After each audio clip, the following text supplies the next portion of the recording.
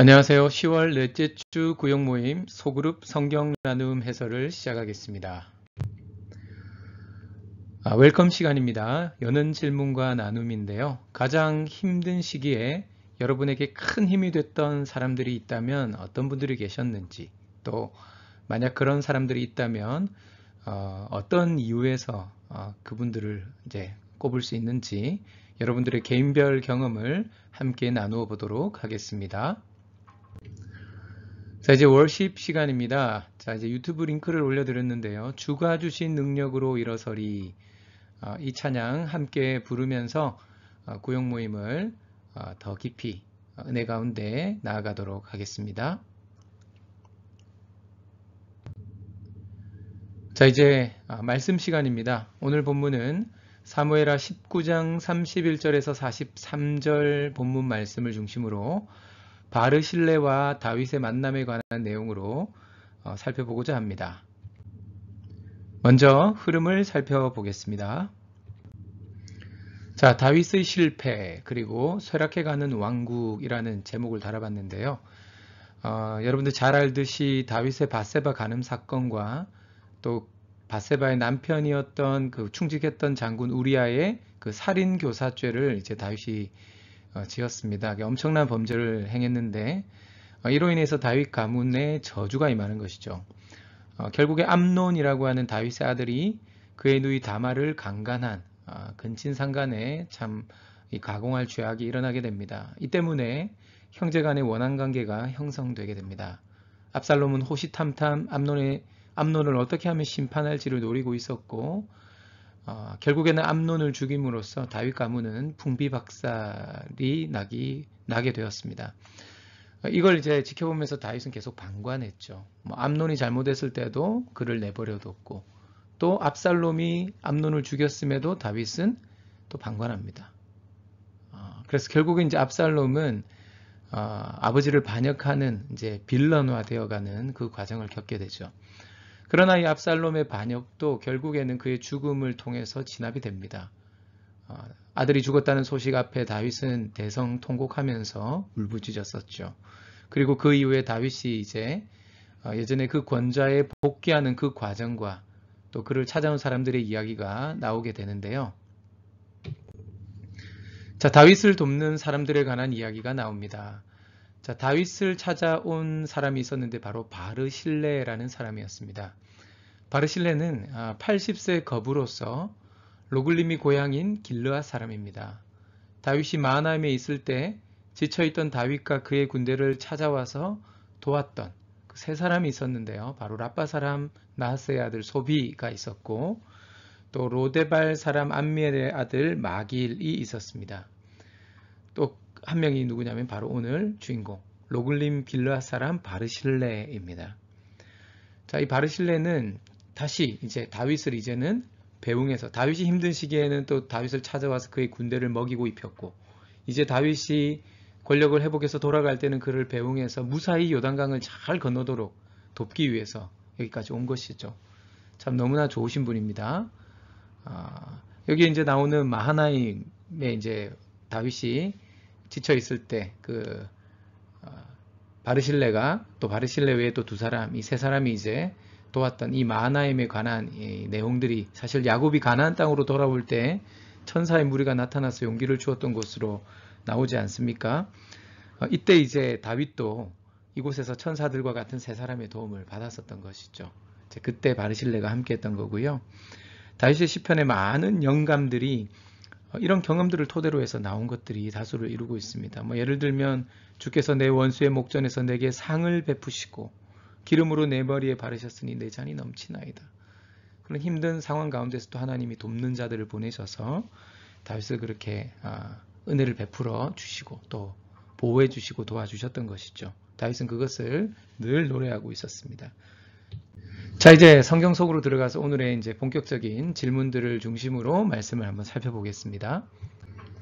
자, 첫 번째 질문입니다. 다윗을 배웅하러 나온 바르실레에게 다윗이 부탁한 것은 무엇입니까? 오늘 33절에 나오는데 너는 나와 함께 건너가자. 예루살렘에서 내가 너를 공궤하리라. 자, 쉽게 말해서 이제 다윗은 자신을 대접하며 돌봐줬던 이 바르실레의 은혜를 너무너무 감사하는 마음을 갖고 있었던 겁니다. 그래서 뭔가 갖고 싶은 거죠. 그를 예루살렘으로 데려가서 왕궁도 보여주고 또 사람들 앞에 자랑도 하면서 바르실레도 뿌듯함을 느낄 수 있도록, 그래서 자기가 받은 은혜를 똑같은 방식으로 한번 대접해서 갚아 보려고 했습니다. 마하나임 사건 때부터 바르실레는 구원자처럼 나타나서 위험을 무릅쓰고 다윗 일행을 먹이고 돌봐줬었죠.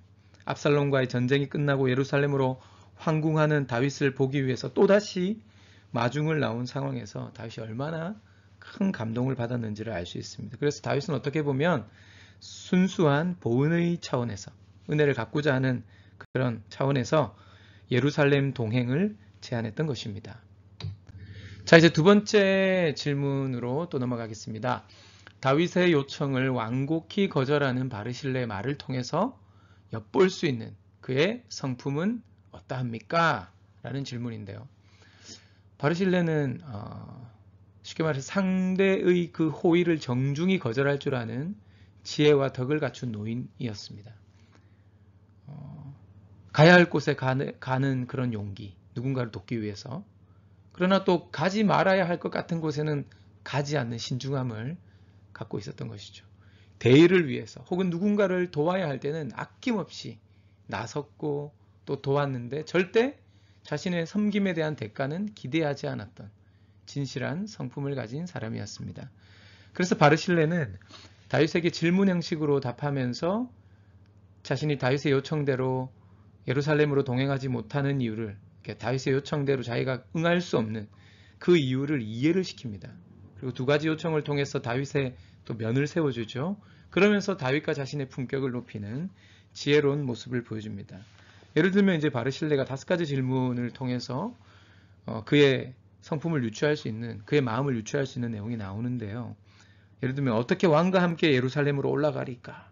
이게 무슨 말인가 하면 내가 나이가 많아서 다윗 당신의 제안을 거절할 수밖에 없음을 이렇게 표현하고 있는 것이죠. 내 나이에 좋고 흉한 것을 어떻게 분간할 수 있겠습니까? 이런 또 질문을 했는데 감각적으로 또 나이가 많아서 둔해진 자신의 처지를 이해시킨 것이죠. 또 게다가 음식의 맛을 어떻게 알 수 있겠습니까? 또 이렇게 했는데 미각도 둔해졌고 음식 맛에도 큰 의미가 없는 나이라는 것을 표현한 것이죠. 또 어떻게 다시 노래하는 남자나 여인의 소리를 알아들을 수 있겠습니까? 또 이렇게 질문을 했죠. 청각도 좋지 않아서 음악적인 유흥조차도 즐길 수 없는 자신의 이 노쇠함을 이렇게 표현한 겁니다. 또 어찌하여 왕께 누를 끼칠 수 있겠습니까? 노령의 나이에 혹시나 동행했다가 뭔 일이 생기면 아프거나 또 끝까지 함께하지 못하게 되면 다윗의 근심거리가 될까봐 그것이 또 걱정이 되었던 것입니다. 결국 노령의 나이에 다윗과 함께하는 그 여행길이 오히려 고향에서 부모의 묘 곁에서 죽을 때까지 사는 것보다 못하다 판단을 했던 것이죠. 그래서 고향의 길을 요청했고 오히려 김함이라는 자를 이제 보내는데 신학자들이 이 사람을 그의 아들로 추정을 하고 있습니다. 그러니까 김함을 자기 대신 보내어서 자기에게 베풀 그 은혜를 베풀어 달라고 요청함으로써 자기는 같이 가는 것을 거절했지만 결국 아들을 보냄으로 다윗의 그 요청에 또 화답하는 그런 면을 세워갔던 것입니다. 다윗도 바르실레에게서 받은 이 호의를 이제 선물로 인정하고 받아들이기로 했죠. 나중에 38절 39절에 보시면 다윗에게도 축복하고 바르실레는 다윗을 축복하고 또 그 자신도 다윗에게서 축복을 받았음을 알 수 있습니다. 아마 둘 사이에는 무한한 신뢰와 우정의 깊은 관계가 세워졌을 것입니다. 자, 이제 마지막 세 번째 질문인데요. 다윗의 황궁은 이스라엘 지파들에게서 먼저 이야기가 나왔죠. 하지만 다윗은 압살롬의 중심 지지 세력이었던 유다가 분리되어서 나갈까봐 그게 두려워서 이제 이 유다 지파에게 자신이 이제 예루살렘으로 돌아가는 그 황궁을 이제 함께 해달라고 요청을 했습니다. 그렇게 다윗이 요단강을 이제 같이 건널 때 분쟁이 발생하죠. 열 지파가 찾아옵니다. 그 이유가 무엇입니까? 이 상황에 담긴 그 긴장은 무엇입니까? 라는 질문입니다. 방금 이 세 번째 질문에서 힌트가 나왔죠. 다윗이 예루살렘에 황궁할 때 다윗은 압살롬을 지지했던 그 유다 지역이 혹시나 이제 분리될까봐 걱정이 된 것 같습니다. 자기 자기가 유다 지파 출신인데 자기 아들을 더 좋아했던 거죠. 그래서 자기가 이제 이 지파가 이제 마음이 돌아설까봐 이제 자기가 황궁하는 과정 가운데 오히려 도움을 요청하고 공을 세우게 함으로써 이제 튕겨 나갈 뻔했던 유다 지파를 잡고자 했던 것 같아요. 사실 처음 다윗을 예루살렘으로 돌아오게 하자라고 의견을 냈던 자들이 이스라엘 열지파들이었습니다. 근데 이제 자신들이 아니라 이제 유다 지파를 다윗이 이제 데리고 같이 가는 거죠. 다윗과 함께 황궁하는 이 모습이 잘못된 일이라는 겁니다. 그래서 막 나타나서 유다 지파에게 막 따지는 겁니다. 너희가 왕을 도둑질 왜 하냐고 하면서 날선 비난을 쏟아냈죠. 하지만 유다 사람들도 가만히 있지 않습니다. 일종의 이제 종친론을 내세우죠. 같은 핏줄인데 뭐 문제 있냐라는 거예요. 문제가 있냐? 그러니 열지파도 자신들이 가진 지분을 내세우면서 다윗에게는 없어서는 안 될 존재들임을 이제 내세웁니다. 유다 지파와 이스라엘 지파들 간의 이 분쟁은요, 사실 서로를 다윗으로 모셔오고 싶었던 것에서 촉발된 것입니다. 하지만 알고 보면 앞서 바르실레와는 다르게 그들은 다윗을 위한 순수한 마음보다도 어떻게든 다윗의 선심을 사고 또 그로 인해 정치적 주도권을 가지고 와서 다윗이 왕으로 정권을 다시 잡게 될 때 그에 따른 이제 부수적인 그 권세와 이익을 누리려는 그런 속셈이 있었기 때문에 그 이권이 걸린 거예요. 그러니까 그들 사이에 긴장과 갈등이 발생했던 겁니다. 그게 없었다면 누가 다윗과 함께 예루살렘으로 황궁하든 그게 무슨 큰 문제가 되겠습니까?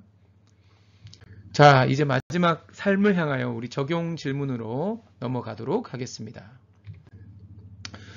한 가지 질문입니다. 바르실레는 권력과 기회를 따라 움직이는 사람이 아니었습니다.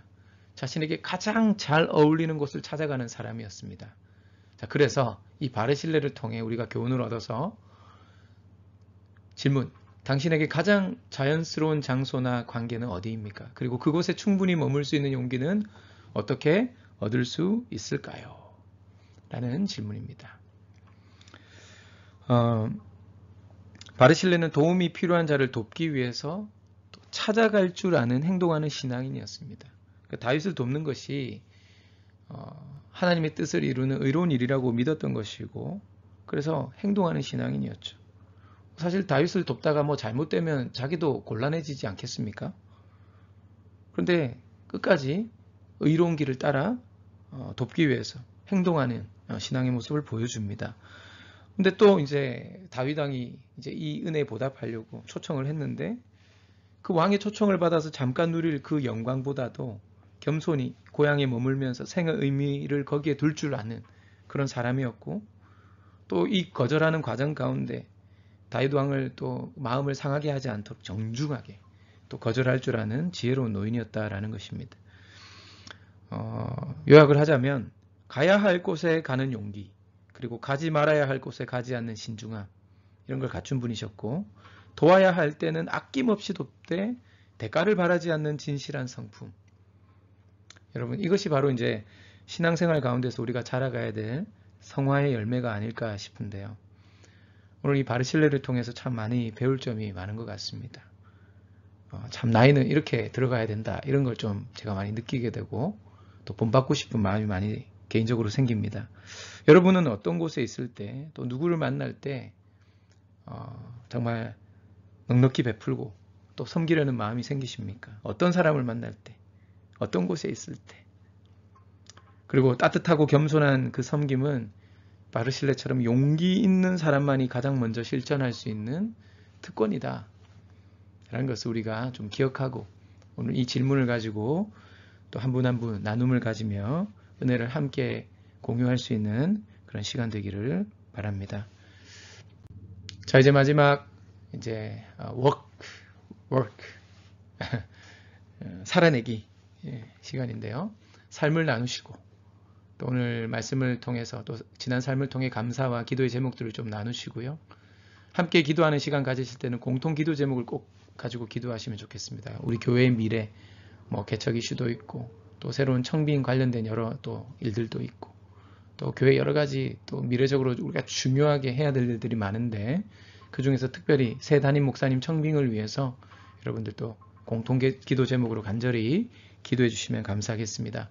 특별히 구역에서는 오픈하우스를 포함한 구역 3대 미션을 그 일정들을 꼭 확정을 좀 해주시고 수행해 주시면 감사하겠습니다.